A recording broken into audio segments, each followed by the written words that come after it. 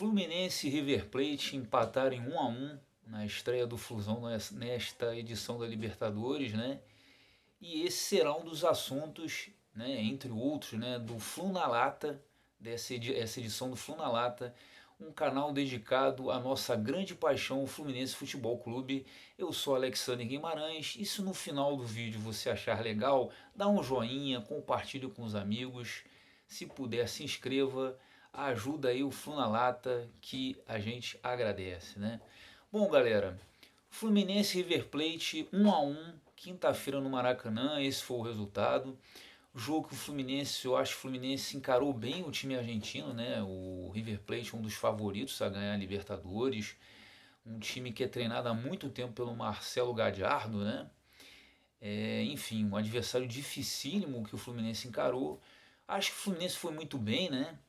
E o Roger Machado surpreendeu. Ele não jogou com aquela formação que enfrentou o Botafogo, que seria o teste para encarar o River Plate.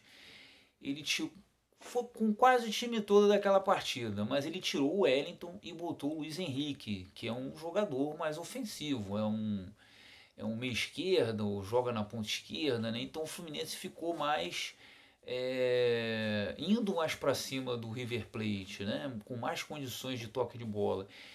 E, cara, o Luiz Henrique foi um dos melhores em campo. Ele que estava sendo muito criticado nas últimas partidas, meio disperso, cometendo algumas bobeiras, foi um dos melhores em campo, se não for o melhor, né? Mas o River Plate saiu na frente. Um pênalti desnecessário do nosso goleiro Marcos Felipe. Ele derrubou o Borré, se não me engano, acho que foi o Borré que foi derrubado dentro da área. E aos 13 minutos, o Montiel, lateral direito do River Plate, marcou 1-0 para o time argentino, né? O Fluminense baixou a cabeça? Não, pelo contrário. Aos 14 minutos, um minuto depois, o Lucas Claro, numa cabeçada, o Armani, o goleiro do River, teve que espalmar para escanteio, salvou. Quase o Fluminense empata um minuto depois. O Fluminense carando bem o River Plate, o Luiz Henrique aos 20 minutos cruzou para o Nenê, só que o Nenê pegou mal na bola. O Nenê teve uma certa liberdade, podia ter dominado antes de chutar, ou escolhido uma jogada melhor, né? Mas enfim, acho que o Fluminense encarou bem o primeiro tempo, faltou um pouco mais de finalização, mas ele demonstrou que tinha condições de pelo menos empatar aquela partida. Veio o segundo tempo, o Nenê logo aos 2 minutos cruzou da esquerda e o Fred quase chega de cabeça. Aos 9 minutos o River quase liquida a fatura. Aí o Marcos Felipe compensou a bobeira que ele deu. Cara do River Plate, numa sobra de uma bola, eu não lembro que era o jogador do River, né? Mas alguém lá deles, a bola sobrou e se não o Marcos Felipe a intervir, era o segundo gol do River aos 9 minutos do segundo tempo. O pessoal ficou na dúvida se estava impedido, mas não estava impedido não. Se vai pro gol, era gol. Compensou ali a bobeira que ele deu no pênalti, né? Bom, o River Plate começou a trocar passes para liquidar a partir do segundo gol. O Fluminense não conseguia, começou a esperar sair no contra-ataque, só que o contra-ataques não aconteciam. E aí o Roger fez a mexida que fez muita diferença no jogo. Foi a entrada do Casares no lugar do Nenê, porque o Nenê não estava conseguindo dar muita sequência a essas jogadas de contra-ataque, né? O Casares entrou, foi excelente o Casares, foi um dos melhores também. O Gabriel Teixeira entrou no lugar do Kaique. Kaique até pareceu meio chateado saindo. Poderia ter ficado o Kaique, mas acho que o Roger pensou em botar o Gabriel Teixeira ali pela esquerda. E o Gabriel Teixeira foi bem na partida, né? Acabou sendo uma boa mexida porque ele substituiu bem o Kaique, só que jogando pela esquerda, já que o Kaique está pela direita, né? Mas quem fez a diferença mesmo foi o Casares. Aos 21 minutos, há uma tabela entre ele e o Fred. O Fred solta para o Casares, já vai entrando na área. O Casares dá o toque para o Fred já dentro da área. E o Fred marca o gol de empate, 1-1. Um belo gol, um belo passe do Casares, uma bela jogada dos dois. E o Fred com esse gol chegou a 183 gols com a camisa do Fluminense. Só falta um golzinho agora para empatar com o Orlando Pingo de Ouro na segunda colocação dos artilheiros do Flu. Foi um belo gol, uma festa danada. E eu até vendo a partida fiquei empolgado. Caramba, coisa e tal, o Fred empatou a partida. O Luiz Henrique estava jogando demais a partida, estava jogando, atazanando a vida do River Plate. Assim o Casares começou a distribuir bola. Só que o Luiz Henrique sai para a entrada do Luca, não sei se por cansaço. E o Fred, depois do gol, também entrou o Abel Hernandes. O Abel Hernandes foi o primeiro jogo que ele foi relacionado e acabou já entrando, né? Lembrando que o Casares e o Manuel, o Casares já tinha entrado contra o Botafogo, o Manuel foi relacionado, mas ficou ali na reserva no banco, porque graças a Deus não tivemos problemas com o Lucas Claro e com o Nino, né? Eles até foram excelentes na partida, foram muito bem na partida também. O Lucas Claro então foi um monstro. Ele conseguiu tirar cada bola ali que os argentinos jogavam para a área, que era um sufoco danado. E o Nino também foi muito bem. Mas o Abel entrou, o Abel Hernandes, primeiro jogo que ele é relacionado, ele já entrou. Cara, não manteve o mesmo nível do Fred, não. Vamos observar mais o Abel. Mas o Abel Hernandes é um cara bem de área mesmo. E eu não sei se a entrada dele foi boa, porque afinal de contas, se o Fluminense estava propondo sair no contra-ataque, eu não sei se a parada era pro Abel Hernandes, não. Ele é mais aquele centroavante de ajudar quando o Fluminense, ao contrário, estivesse abafando, fazendo pressão. Aí ele ajudaria mais, né? O Luca entrou no lugar do Luiz Henrique. Eu achei até que ele entrou bem, mas não manteve o mesmo nível do Luiz Henrique, não. Mas teve uma bola, foi essa daqui, foi. Teve uma bola aos 32 minutos que o Casares lançou o Luca. Aos 32 minutos, o Luca chegou a entrar dentro da área, ia fazer o gol da virada. Mas a defesa do River, o defensor do River tirou na hora H. Você vê como é que o Fluminense com o Casares melhorou, né? Entrou no lugar do Nenê. Como é que vai ser? Vai barrar o Nenê, vai manter o Casares, vai botar os dois para jogar? Eu acho meio complicado botar os dois para jogar, mas vamos ver o que o Roger Machado vai fazer. Aos 36 minutos, aí foi a vez do River. O Borré chutou perigoso e a bola passou para fora, perto. O River começou a apertar um pouco mais. Caiu o ritmo do Fluminense com a saída do Fred, que o Fred é um jogador muito inteligente, que a jogada do gol começou com ele, soltando pro Casares, o Casares depois jogando para a área dele, né? Para ele, né? Um jogador tipo assim que tem visão, né? Ele não tem mais a mesma velocidade que tinha, se bem que ele nunca foi um jogador muito veloz, né? Mas ele não tem a mesma disposição de antes, mas é um jogador muito inteligente, se coloca bem. E o Abel não tem a mesma categoria pelo que se deu para ver do Fred, né? Então o Fluminense chegou a cair um pouquinho com a entrada do Abel. Aos 39 minutos, o Casares de novo apronta para o River, quase vira a partida. Tem uma bola alçada por ele pela esquerda, há uma confusão na área, o pessoal do River rebate. A bola volta para o Casares, ele dá um chute, o Armani salvou. Seria um segundo gol do Fluminense aos 39 minutos. Aí o Wellington, que era o cara esperado para entrar, ele acabou entrando no lugar do Martinelli. Acho que de repente o Roger Machado achou que já estava de bom tamanho, né? Houve uma faltinha em cima do Lucas aos 47 minutos, já nos descontos, do lado da área. Podia ser um bom cruzamento ali para tentar o gol, mas o juizão não deu. E acabou 1 a 1 mesmo. 1 a 1. E pelo que eu falei aí, deu para perceber que o Fluminense, principalmente quando entrou o Casares, o Fluminense poderia ter ganho a partida. E foi bacana, né? O Fluminense demonstrou muito equilíbrio contra um adversário difícil, o River Plate, e mostrou, como eu já li aí nos jornais, acho que foi no Globo Esporte que eu li, foi no Globo Esporte, que o Fluminense não está na Libertadores só a passeio. Ele quer mais, né?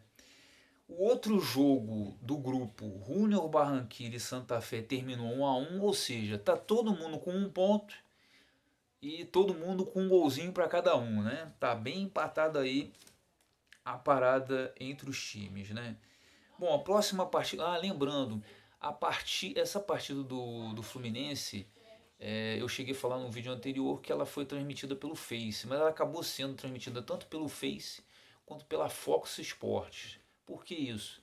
houve um acordo entre a Disney e o Face. Por que a Disney? Tô falando a Disney é a dona dos canais Fox Sports, né? Então houve um acordo entre a Disney e o Facebook para que o que um passasse, que um passar, o outro também vai passar. Ou seja, as partidas do Face também passarão no Facebook e as partidas do Face também passarão na Fox e as partidas da Fox também passarão no Facebook.